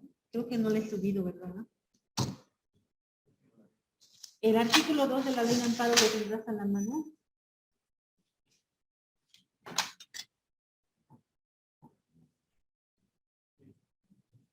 ¿Nos ayudas, por favor? Artículo 2. El juicio de amparo se tramitará en vía directa o indirecta. Se sustanciará y resolverá de acuerdo con las formas y procedimientos que establece esta ley. Aparte de disposición expresa, se aplicará en forma supletoria del Código Federal de Procedimientos Civiles y, en tu caso, los principios generales del derecho. Ok, bueno, acá ya decíamos que por lo regular siempre el Código de Procedimientos Civiles se va a aplicar de forma supletoria, ¿no? Tenemos acá, tal y como nos dice el compañero, pues ya la supletoriedad está contemplada en el artículo 2 de la Ley de Amparo. Y los principios generales de derecho también, por lo regular, siempre se van a aplicar, ¿no? Por eso decíamos que era muy importante conocerlos, ¿no? Dentro de estos principios generales de derecho, bueno, tenemos varios que se pueden aplicar en la mayoría de las materias, ¿no? Por ejemplo, a lo imposible nadie está obligado, ¿no? ¿Cuál otro principio de derecho conocen, compañeros? Primero en tiempo, primero en derecho. El primero en tiempo, primero en derecho, ¿no? Ahí, por ejemplo, si estamos hablando de que existen dos escrituras, ¿no? Existen dos escrituras sobre el mismo bien, acá pues, vamos a aplicar este principio de derecho, ¿no? El primero en tiempo, primero en derecho, ¿no? ¿Cuál va a ser la escritura que va a contar, que va a valer? La primera, ¿no? La primera, ya con eso pues ya tenemos más que asegurado nuestro juicio, ¿no? Ok.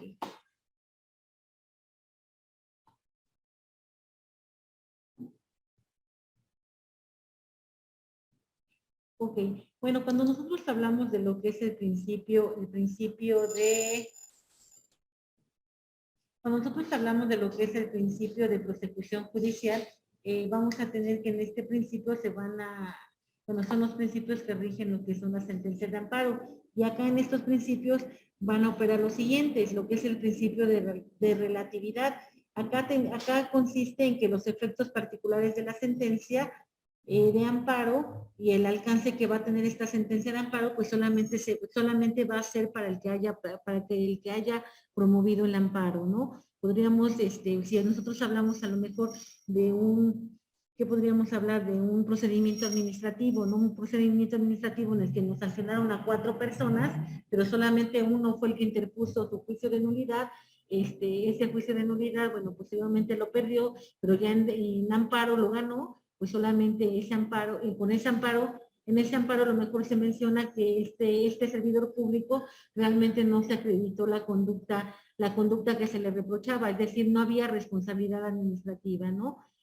Bueno, pues esa sentencia que va a salir, si esa sentencia bien podría podría pensarse que le podría favorecer a los otros compañeros, toda vez que fueron los mismos hechos por los cuales se les sancionó, pero de acuerdo al principio de relatividad, solamente esta sentencia solamente va a ser válida para la persona que haya promovido el amparo, nada más, ¿vale?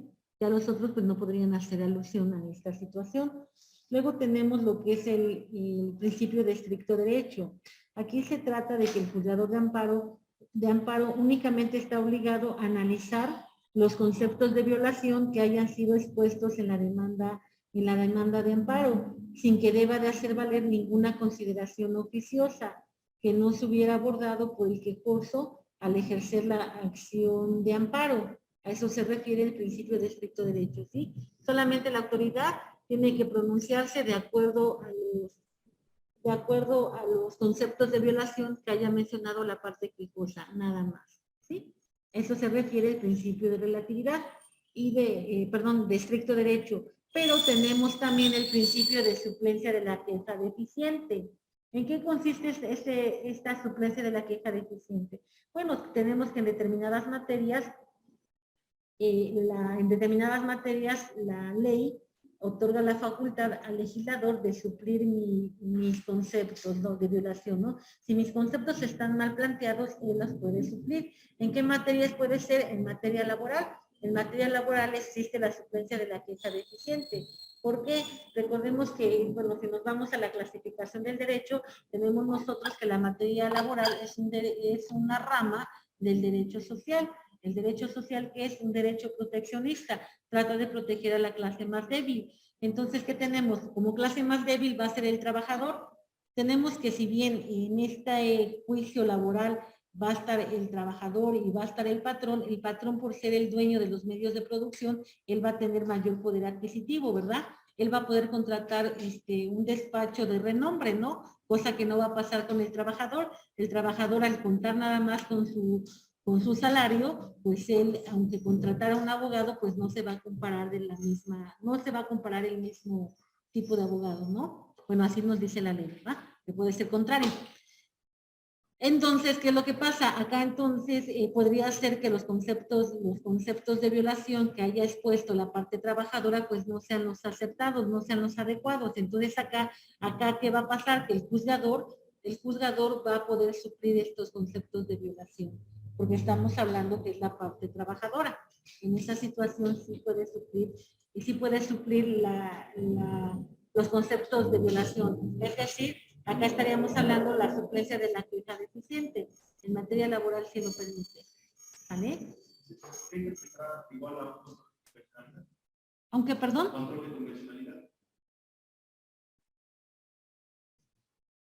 Sí.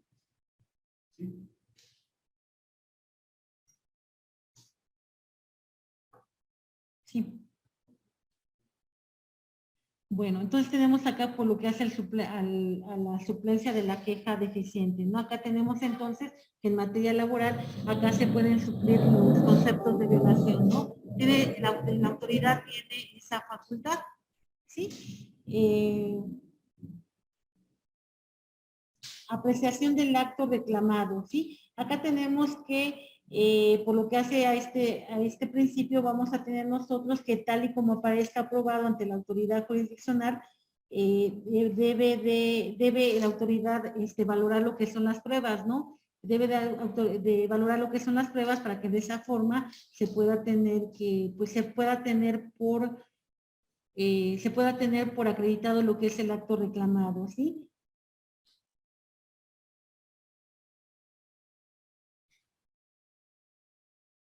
Ok, ¿alguien tendrá a la mano lo que es el artículo 75? A ver, déjenme checar si no lo tengo acá. No, acá lo tengo, el artículo 75. ¿Quién me ayuda, por favor? ¿Qué quería yo? Sí. En las sentencias que se dicten en los juicios de amparo, el acto proclamado se apreciará tal y como aparezca aprobado ante la autoridad responsable. No se admitirán ni se tomarán las consideraciones las pruebas que no se hubiesen recibido ante dicha autoridad. No obstante lo dispuesto en el párrafo anterior, en el amparo directo, el quejoso podrá ofrecer pruebas cuando no hubiera tenido oportunidad de hacerlo. ante la autoridad responsable. Adicionalmente, en materia penal, el juez de distrito deberá cerciorarse de que este ofrecimiento en el amparo no implique una violación a la oralidad o a los principios que rigen en el proceso penal acusatorio. El órgano jurisdiccional deberá recabar oficiosamente las pruebas rendidas ante el responsable y las actuaciones que estimen necesarias para la resolución del asunto. En materia penal, se estará a los dispuestos en la última parte del párrafo anterior. Además, cuando se reclamen actos que tengan o pueden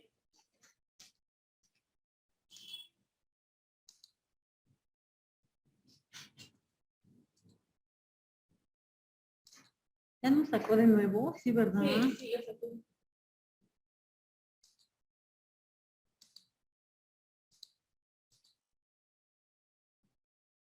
No, sí.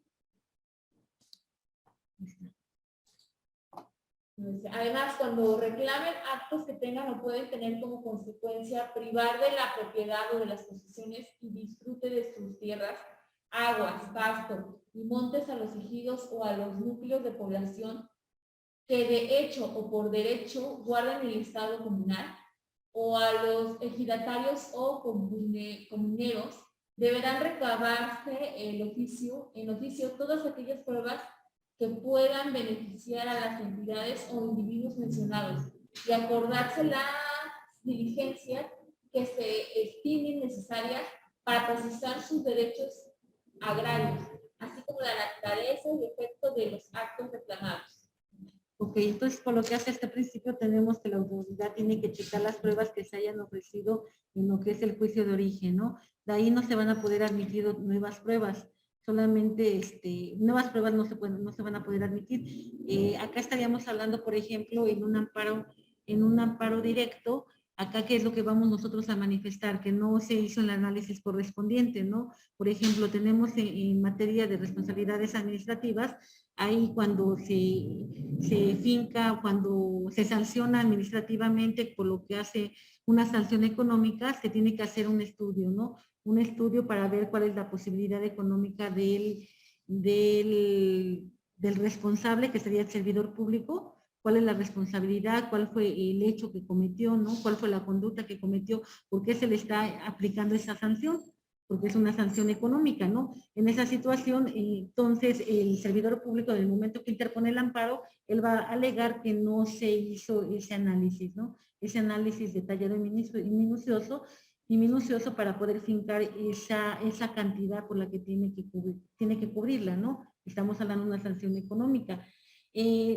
Y bueno, solamente la autoridad va a poder recabar de forma de oficio lo que son las pruebas cuando estemos hablando de cuestiones agrarias, ¿no? De cuestiones ejidales. En esa situación, él sí tiene la facultad en términos de lo que nos dice el artículo 75 de la ley de amparo. ¿Sale?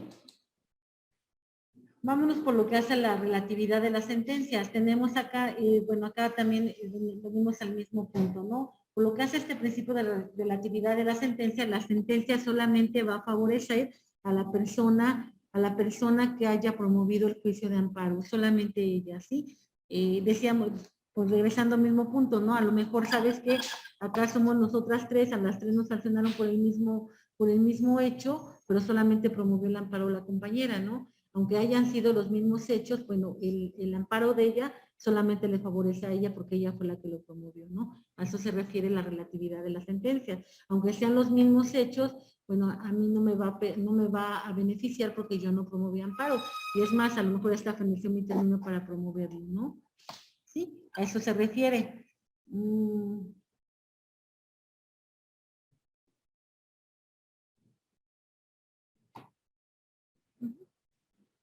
Acá tenemos, ¿no? Dice, el efecto particular que tiene la sentencia de amparo, el alcance de la misma, involucra únicamente a las partes que intervinieron en el juicio. En consecuencia, no produce efectos generales o erga omnes respecto a todo. Sí, solamente va a beneficiar a la persona que haya promovido el amparo, nada más. Lo va a beneficiar o lo va a perjudicar, nada más a él. ¿Sale?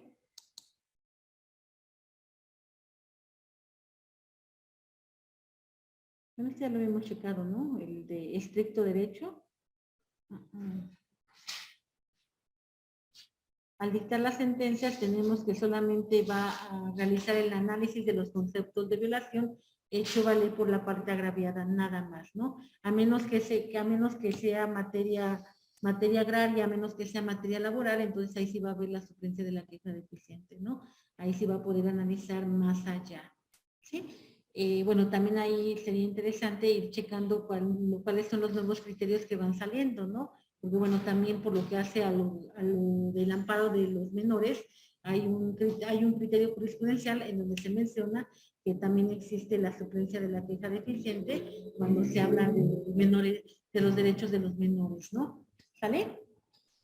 Nos dice, no puede corregir errores o omisiones contenidas en la demanda, los cuales serían siempre en perjuicio de la parte agraviada por no realizar una correcta redacción del escrito.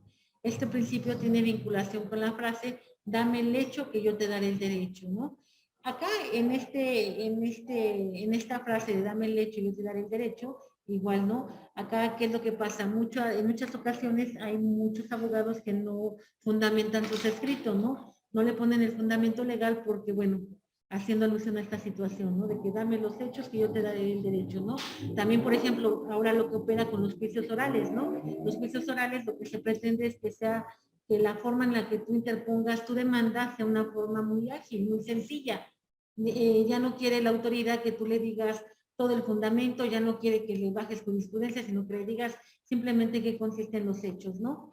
Y ya es una forma más ágil, ya no quieren llenarse de tanto, bueno, al ser orales pues ya no se llenan de tanto papel, ¿no? Incluso ellos mismos hacen el resumen de lo que tú estás presentando en tu demanda, ¿no?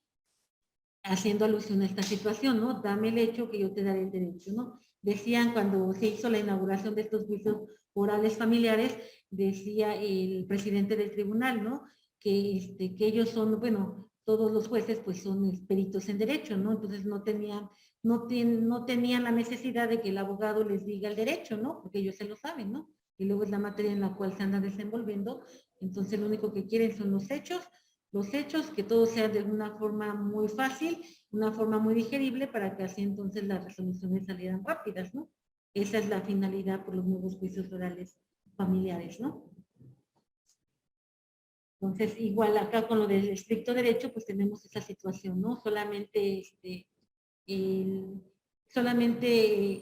la autoridad va a analizar los conceptos de violación que tú hayas mencionado, va a analizar nada más lo que tú hayas dicho, ¿no? Acá él no puede corregir errores ni omisiones, ¿no? A menos que sea materia laboral y que sea también materia agraria, ¿no?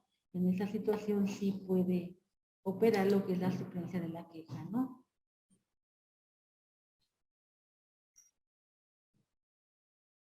Bueno, esto tiene relación con lo anterior, ¿no? ¿Qué es lo que va a pasar? Pues al final el único que se va a ver perjudicado va a ser la parte quejosa, ¿no? Si es que no elaboró correctamente lo que fue su demanda de amparo, ¿no? Suplencia de la queja deficiente. Acá tenemos, es una excepción al principio de estricto derecho y los artículos que regulan los casos en los que procede no son otra cosa sino un catálogo de excepciones a ese principio. La suplencia de la queja deficiente es la facultad que tiene el juzgador para corregir las deficiencias e imperfecciones en que incurre el quejoso en los conceptos de violación de la demanda, sin modificar los hechos manifestados por las partes en el juicio. Tiene su fundamento en el penúltimo párrafo de la fracción segunda del artículo 107. Y acá nos dice, ¿no?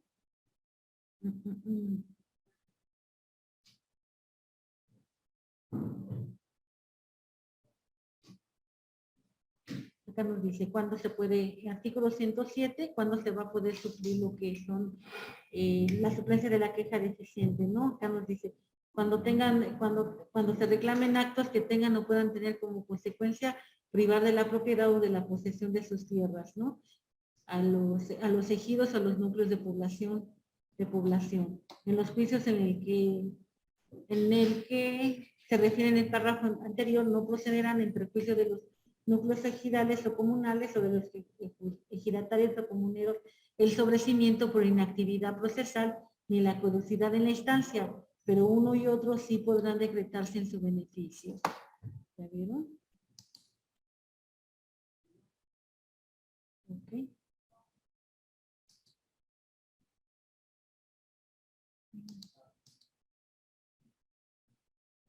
Acá está. Tenemos el artículo 79. ¿Nos ayudas, compañera?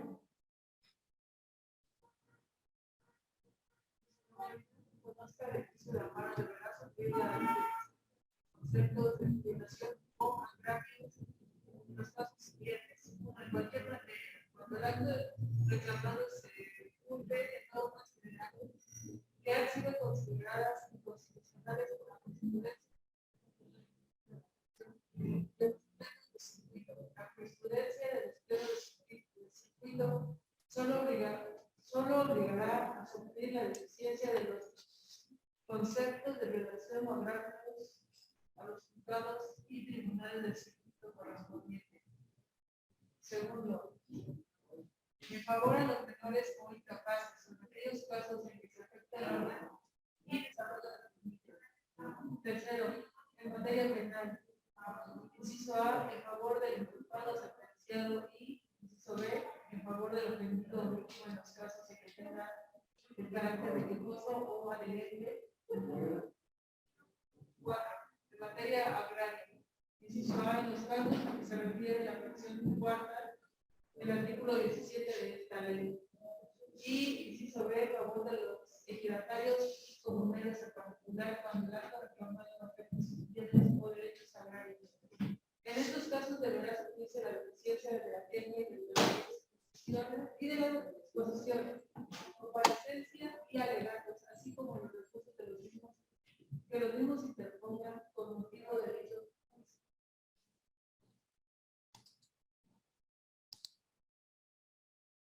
Bueno, ya tenemos en materia agraria, en materia laboral, dice, y en cualquier materia en favor de quienes por sus condiciones de pobreza o marginación se encuentren en clara desventaja social para su defensa en juicio.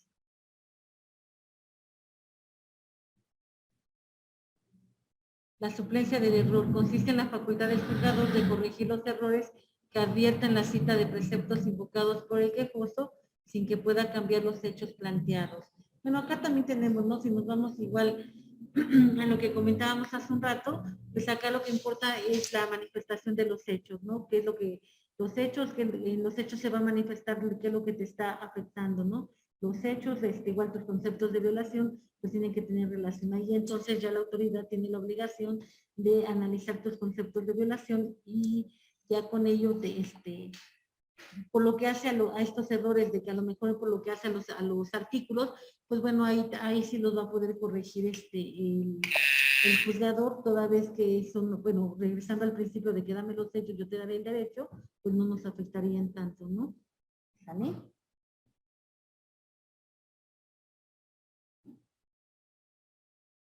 Fundamento artículo 76.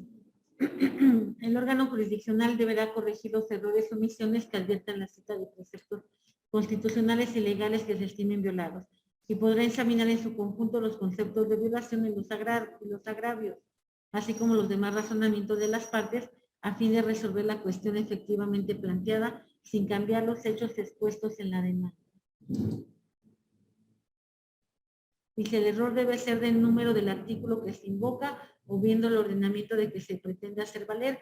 Cualquier cuestión adicional no es susceptible de ser suplida mediante esta figura. Sí, acá regresamos al mismo principio, ¿no? Dame los hechos que yo te daré el derecho, ¿no? De ahí, bueno, de ahí que no es necesario que se fundamente, algún escrito, ¿no? Pero bueno, la forma más correcta es que siempre fundamentes tu escrito, ¿no? Igual también de esa forma te puedes amarrar el dedo, ¿no? Ok, vámonos ahora con lo que